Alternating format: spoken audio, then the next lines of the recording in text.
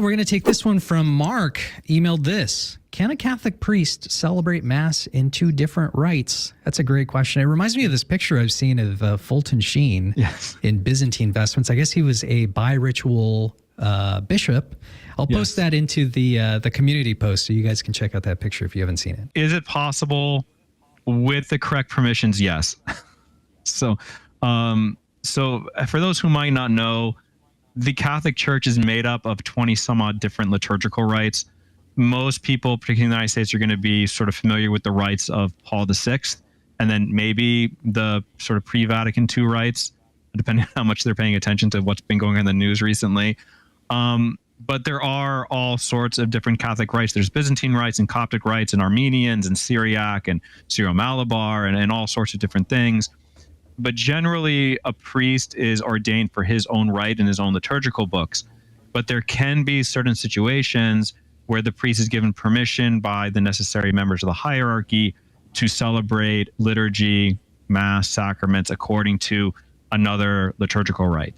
But he would need permission from the various members of the hierarchy involved in order to do it in a way that is licit and proper. So is it possible? Yes, but generally there's a lot of hoops you got to go through in order to do it. We got this question from our friend John, Father, over on YouTube. He says, hello, Father Rock. When does the infallibility of the Pope kick in? For example, does it kick in when the Pope issues an encyclical? Is he infallible there? When he delivers a homily, is he infallible there, or is it something more specific? What do you think, Father? Yes, well, thank you for your question, John. So I would say that it's not limited to the mode of delivery, but sort of the content. So we have to look to the First Vatican Council in the late 1800s, which is what gives the sort of criteria for papal infallibility. I'm going to do my best to remember it. So it has to be that the Pope is acting as the universal teacher of all Christians. He has to be teaching on a matter regarding faith and morals, and he has to be doing it in a definitive manner. And so if those criteria are met, then we would say it's an infallible teaching. And if they're not, then it's not infallible, but it might have another degree of consent that we need to give to it.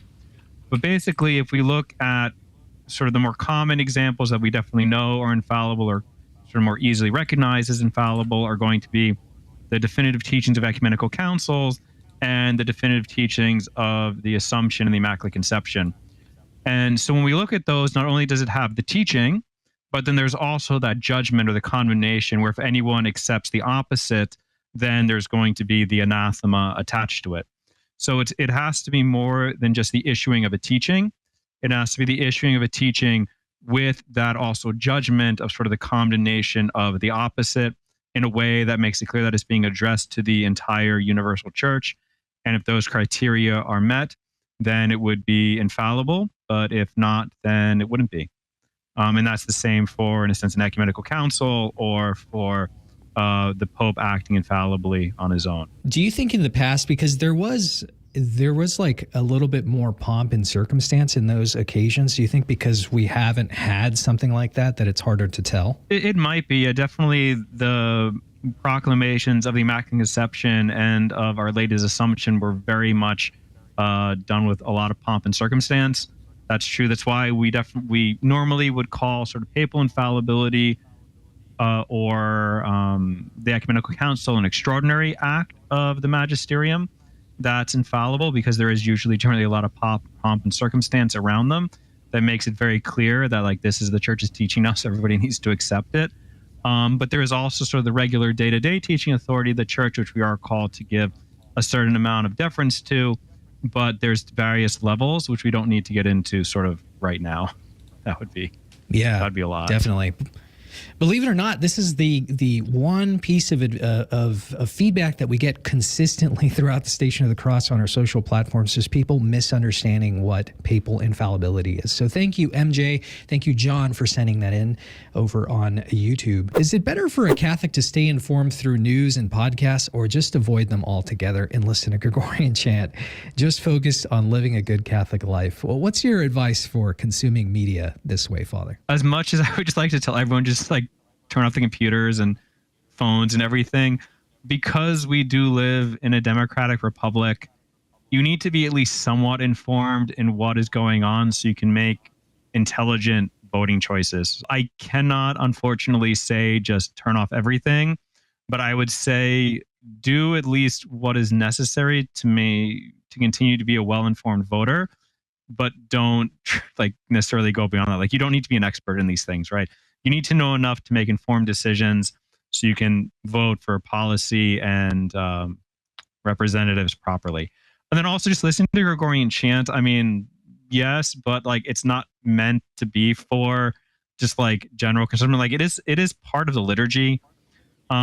So it's kind of weird to be like, I'm just gonna put on like my Gregorian chant playlist as like I'm doing housework, because that kind of separates it from the it's where it belongs. Because there is sort of this trend that the music at mass is just sort of like a nice little add-on. It's not really integrally part of it. But that's not true. Like the chant and the chants of it are integrally part of the mass and the liturgy. And so to sort of separate it from that and just put it on, it's just like background music, seems to be an inappropriate use of it, I would say. So maybe classical music, right? There's other music you can listen to that is good for you. But I don't know, Gregorian chant, again, it just sort of like, it does have that place in the liturgy. To sort of put it in a secular setting is just a little weird, I would say. PRC Vids over on YouTube is asking this. Hi, Father. Which is the duty of a priest? To be obedient or to be courageous and defend teachings of Christ? I guess this is another point of contention. We get people saying like, well, every priest needs to be right there talking about every single thing that happens, and they have to have this voice to just like talk about current events all the time. What do you think about that, Father? It's a lot of pressure to put on our priests. Yes, it is a lot of pressure. But I would say that, so the sort of the issue or the difficulty is that the priest is to be obedient and be courageous. Like he's called to do both. So on the day of his ordination, he does make a promise to either his superior or to the bishop, depending on the situation, that he will be obedient.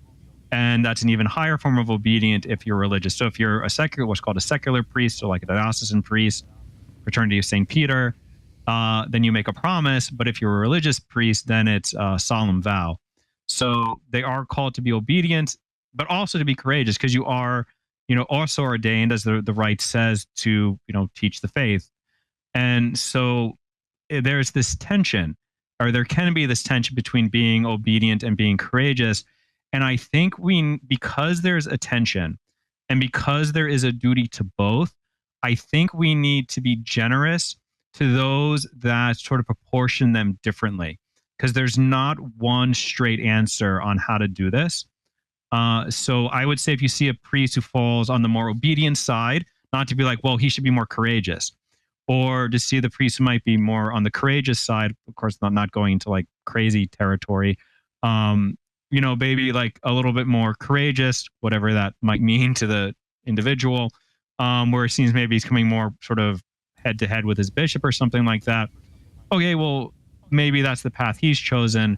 But like I said, because there is this tension between the two, I think we need to be generous and allow there to be different ways for that to fall out based for the individual priest, and not judge them one way or the other. It seems like this spectrum is a hermit living off in a cave somewhere, and then Archbishop Vigano, it's like you want either or. It's just, I don't know. It's too much. It's too much. PRC, thank you for that question. We're going to continue answering questions here all the way to the very end.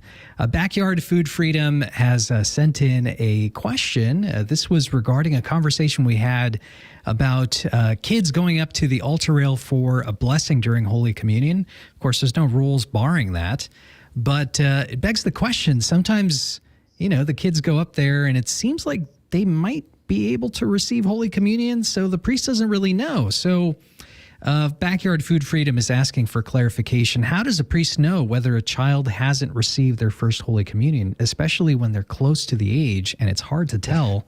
Father, any tips or tricks here for other priests? Not really. I can never say I have given at least one premature first Holy Communion because of a situation like this. I think Yeah, if the priest is familiar with the congregation, then he'll probably be able to know. But if he's not, it's going to be more difficult, especially after those do make their first communion, and then you're like, oh, you can receive now. That's right. But really, it needs to come down to the parents and making sure their children are behaving.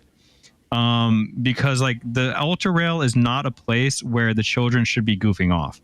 And so if the priest is getting confused because the children are goofing off, then really it needs to fall on the parents to have a better sort of handle on their children up there. It is sort of like a very holy part of Mass, one of the most holy parts of Mass. We need to make sure that the children are behaving.